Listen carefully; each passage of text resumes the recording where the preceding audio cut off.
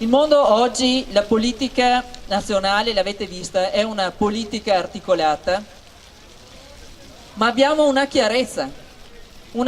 che deriva che è molto semplice. Noi abbiamo un contratto di governo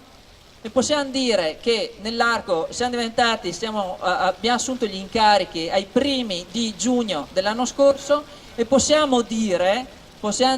che i risultati li abbiamo ottenuti. I risultati li abbiamo ottenuti, io parlo in particolare come Lega, la legge sulla legittima difesa è fatta,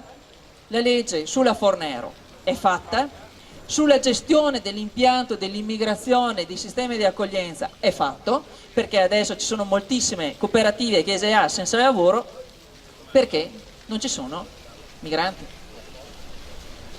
Ma non per fare delle operazioni di disumanità, ma una questione di rispetto di quella gente lì, perché alimentare una speranza, alimentare la speranza che qua che sia il paese dei Bengodi, che il paese dei Bengodi non le pigna che fanno gli altri, no,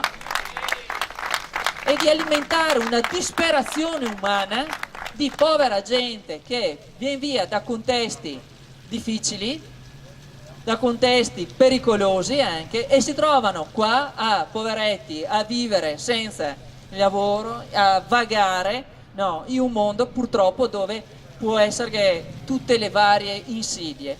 Questo è la disumanità, è alimentare delle false speranze. Se tu devi fare entrare delle persone, le persone devono avere un certo tipo di flusso, devi avere la possibilità a chi ospiti, è come chiamare a te in casa tua un ospite e ti dice beh tanto sta in garage e non te mangi perché non goschei da darti per stare in garage. Ecco, questo è un rispetto della gente, questi sono i risultati. Adesso abbiamo delle altre sfide, sono contenute nel contratto di governo, fra cui l'autonomia.